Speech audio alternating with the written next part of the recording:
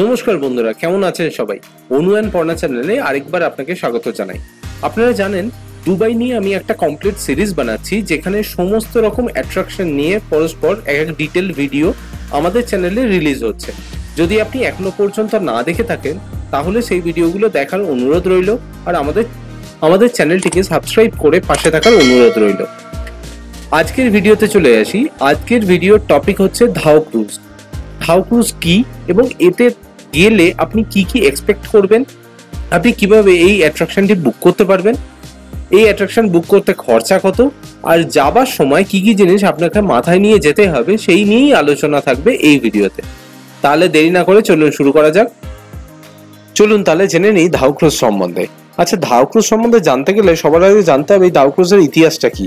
Actually ধাও কথাটা যেটা এসছে সেটা হচ্ছে ব্যবসা বাণিজ্যে ইউজ হওয়া একটা পালতোলা নৌকা, যেটা অনেকদিন আগে এখানে এই ভারত, বাংলাদেশ, পাকিস্তান থেকে ব্যবসা বাণিজ্যের জন্য ইস্ট আরবিয়ায় ইউজ হতো। এখানে ভারী ভারী ফল বা আসবাবপত্র নিয়ে আসার জন্যই ম্যাক্সিমাম ব্যবহার করা হতো। এই নৌকাগুলোর আপনি যদি দেখেন তো সামনের দিকে একটা বেশ উঁচু মতো অংশ রয়েছে, তার জন্যই এটাকে বলা হতো ধাও। এবার এই ধাওটাকে ক্রুজ বানিয়ে দেওয়ার কারণ হচ্ছে এটাকে একটা ট্র্যাডিশনাল অঙ্গীকারটা বজায় রেখে একটা নতুন অ্যাট্রাকশন তৈরি করা মানুষের জন্য। এখন ধাও ক্রুজ হিসেবে যে বোটগুলো ইউজ হয় সেখানে জেনারেলি দুটো ফ্লোর থাকে। নিচের ফ্লোরটা এসি হয় আর ওপরের ফ্লোরটা থাকে ওপেন এয়ার। এবার দুটোতেই একটা লাক্সারি ডিনার বাফেট থাকে, যেটা ইন্টারন্যাশনাল স্ট্যান্ডার্ড। তাছাড়া আপনি যখনই নৌকায় ঢুকবেন তখনই আপনাকে একটা ওয়েলকাম ড্রিঙ্ক সার্ভ করা হবে। ওয়েলকাম ড্রিঙ্কটা হাতে নিয়ে আপনি যখন ওপরে গিয়ে নিজের সিটে বসবেন তার খানিকক্ষণ পর থেকেই আপনার ডিনার বাফেট স্টার্ট হয়ে যাবে। এর সাথে সাথে থাকছে সফট মিউজিক।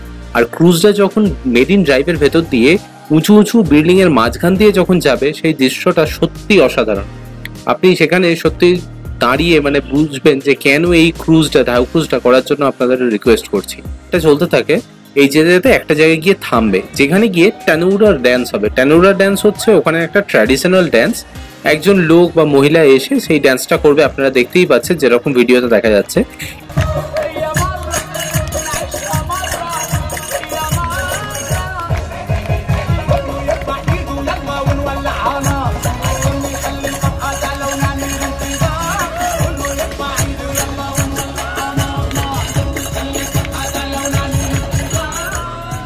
কিন্তু এই যে জায়গাটায় এসে দাঁড়ায় সেখান থেকে আপনি দেখতে পাবেন I in Dubai. I in দুবাইয়ে জেনারেলি আলো জ্বলে, এটা এখন চালু নেই এই অ্যাট্রাকশনটা, কিন্তু দূর থেকে এর সাথে ছবি দিতে কিন্তু ভুলবেন না, দুর্দান্ত লাগে। আর পুরো দুবাই সিটির ভিউটাও এখান থেকে পেয়ে যাবেন। এবারে আমরা দেখে নেব ক্লুক অ্যাপ দিয়ে কিভাবে ধাও ক্রুজটা বুক করতে পারবেন। দেখতেই পাচ্ছেন ক্লুক অ্যাপটা খুলে নিয়েছি। এখানে আমি সার্চ করব ধাও ক্রুজ। আপনি মেরিনা বলে সার্চ করতে পারেন, দুবাই ক্রিক বলেও সার্চ করতে পারেন। দু ধরনের ধাও ক্রুজ ওখানে চলে থাকে। তো আমি দেখাবো মেরিনাটাই, কারণ আমি মেরিনাটাতেই গেছিলাম আর তার এক্সপিরিয়েন্সটাই আমার সব থেকে বেশি ভালো লেগেছিল। তো এখানে যে অপশনগুলো আসছে আমি তার মধ্যেই আলেকজান্দ্রা ধাও ডিনার ক্রুজটাই নিয়েছিলাম আমার জন্য। তো এটা আমার বেশ ভালো লেগেছিল, কারণ সমস্ত ব্যবস্থাটা খুব ভালো ছিল আর ওখানে একজন গাইড ছিলেন যিনি ক্লুক অ্যাপ থেকে ডেডিকেটেডলি আপনাকে হেল্প করবেন। তো এখানে আমি প্রথমেই বুক করে নিচ্ছি। এখানে আমি আপার ডেক আর লোয়ার ডেক সিলেক্ট করতে পারেন, আর নাও সিলেক্ট করে চলবে। তো আমি আপার ডেক নিচ্ছি, দুটো অ্যাডাল্টের জন্য নিয়ে নিচ্ছি। আর আপনাকে ডেট সিলেক্ট করতে দেবে, অবশ্যই ডেট তো আপনাকে সিলেক্ট করতেই হবে, সেই ডেটেই আপনি যাবেন। এখানে জেনারেলি টাইম যেটা এর স্টার্টিং টাইম সেটা 8:30 থেকে রাত্রির 9টা পর্যন্ত এর ডিপার্চার হয়ে থাকে, আর ছাড়বে হচ্ছে 10:45 নাগাদ। এবার এটা একটা ব্যাপার, এখানে যে 10:45 দেখাচ্ছে আর 8:30 দেখাচ্ছে এর টাইমের কিন্তু হেরফের হয়ে থাকে, এক্সাক্ট টাইমিং ফলো হয় না এখানে। আপনি মোটামুটি হাতে ধরে চলতে পারেন যে 8টার মধ্যে আপনাকে যে জায়গাটায় যাচ্ছেন, যে জায়গাটায় আপনার পিক আপ পয়েন্ট সেখানে পৌঁছাতে হবে। এবার বলে রাখি এর পিক আপটা কোথায়। এর পিক আপটা হচ্ছে দুবাই মেরিনা অঞ্চলে। এবার আমি দেখিয়ে দিচ্ছি এই ধাও ক্রুজ আপনি ধরবেন কোথা থেকে, পিক আপ পয়েন্ট কোথা থেকে। আপনি যদি ক্লুক অ্যাপ দিয়ে বুক করে থাকেন বা লোকাল যে কোনো ট্রান্সপোর্ট দিয়ে বুক করে থাকেন ওখানে ট্রাভেল এজেন্সি দিয়ে, তাহলেও আপনাকে এই জায়গাটাতেই আসতে হবে। সমস্ত ধাও ক্রুজ আপনার এই জায়গাটা থেকেই ছাড়ছে। তো এই ধাও ক্রুজ দুবাই হারবার বলে লেখা আছে না যে জায়গাটায়, এই জায়গাটায় আপনাকে এসে পৌঁছতে হচ্ছে। এই জায়গাটায় পৌঁছলে এখানেই আপনি নিজের বোট খুঁজে পেয়ে যাবেন। এখানে লাইন দিয়ে সমস্ত বোট দাঁড়িয়ে থাকে। এর পরের চ্যাপ্টারে আমি বলবো এই জায়গাটায় আপনাকে আসতে হচ্ছে কিভাবে। এবার আপনাকে দেখিয়ে দিই ধাউ ক্রুজে আপনি পৌঁছবেন কি করে। তো সবার আগে আমি মেট্রো দিয়েই দেখাচ্ছি। মেট্রো বাই ট্রাম এটা সব থেকে ইজিয়েস্ট ওয়েতে পৌঁছানো যায়। তো আপনি যেখানেই থাকুন না কেন রেড লাইন মেট্রো ধরে, এখানে আসছে রেড লাইন মেট্রো, এই রেড লাইন মেট্রো ধরে সোভা রিয়েলটিতে নামতে হবে। সোভা রিয়েলটি মেট্রো, এই যে সোভা রিয়েলটি মেট্রো স্টেশনে আপনাকে সর্বপ্রথম নামতে হবে। এখানে নামলেই একটা ব্রিজ আছে, এই যে ব্রিজটা দেখতে পাচ্ছেন ওয়াকিং ব্রিজটা, এটা দিয়ে আপনাকে এসে পৌঁছতে হবে দুবাই মেরিনা 2 ট্রাম স্টেশনে। এটা হচ্ছে ট্রাম, আর এখান থেকে ট্রাম আপনি পেয়ে যাবেন অহরহ, সারাদিনে মোটামুটি সব টাইমে পাওয়া যায়। এই যে ট্রামের লাইন গিয়ে এর দ্বিতীয় স্টেশন যেটা সেটাতে নামতে হবে। তো এই যে ট্রাম যাচ্ছে, আপনি ম্যাপেও দেখতে পাচ্ছেন এখান দিয়ে ট্রাম যাচ্ছে।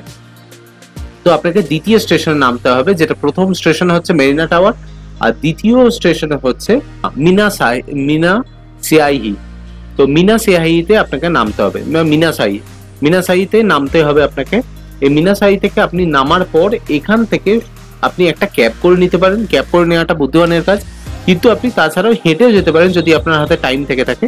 তো এই যে রাস্তাটা আপনি দেখতে পাচ্ছেন, এই রাস্তা দিয়ে আপনাকে হাঁটতে হাঁটতে পৌঁছতে হবে এই মেরিন হারবারে, যেখান থেকে আপনি ধাউ ক্রুজটা পেয়ে যাবেন। এবার বলি কয়েকটা ছোটখাটো টিপস। সেটা হচ্ছে এখানে যখন যাচ্ছেন তখন হাতে টাইম নিয়ে বেরোবেন।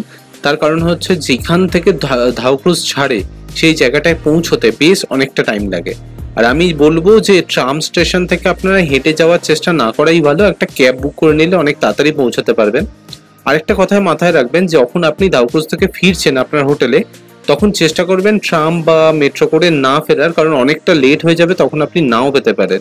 10:45 ওখানে ছাড়ার টাইম লেখা থাকে, কিন্তু কোনো সময় 11টা 11:30টাও বেজে যায় পুরোপুরি স্টপে যে আসতে। তাই ওখান থেকে ক্যাব বুক করে নেওয়াটাই বুদ্ধিমানের কাজ হবে। আপনি যে অ্যাপ দিয়ে বুক করেছেন, মানে ক্লু ক্যাব দিয়ে হতে পারে বা গেট ইউর গাইডস দিয়ে হতে পারে, তাতে যে কিউআর কোডটা দিয়েছে এটা কিন্তু ওই ধাউ ক্রুজে ওঠার সময় লাগবে আপনার বুকিং কনফার্মেশন জানার জন্য। আর বুকিং কনফার্মেশন দেখার পরেই আপনাকে একটা ছোট্ট ক্যান্ডেল দিয়ে দেবে আপনার টেবিলে প্লেস করার জন্য, সেটা দিয়ে আপনি পৌঁছে যেতে পারেন। এবার আরেকটা কথা বলে রাখি, এখানে ফার্স্ট কাম ফার্স্ট সার্ভ, মানে আপনি এরকম নয় যে আপার ডেক বা লোয়ার ডেক আলাদা করে বুক করতে পারবেন। তাই আপার ডেকে বসার জন্য একটু তাড়াতাড়ি কিন্তু আপনাকে গিয়ে পৌঁছতে হবে। চেষ্টা করবেন যাতে আপনারা আপার ডেকে বসতে পারেন, কারণ আপার ডেক থেকে পুরো ভিউটা পাওয়া যায়। আর প্রতিটা ভিডিওতে আমি বলেই থাকি, যেহেতু আপনি বিদেশে বেড়াতে গেছেন, পাসপোর্ট আর ভিসাটা আপনার সাথে থাকবে অবশ্যই। আরেকটা কথা, দুবাইয়ে সবসময় যেখানেই যান না কেন ওখানে গরম, জল তেষ্টা আপনার পাবেই। আর আপনাকে এই দুবাই ধাউ ক্রুজ পর্যন্ত পৌঁছানোর জন্য বেশ হাঁটতেও হতে পারে, তাই জল সবসময় কাছে রাখবেন। তাহলে এই ভিডিওটা এখানেই শেষ করছি, দেখা হচ্ছে পরবর্তী ভিডিওতে। ততক্ষণের জন্য টাটা, বাই বাই।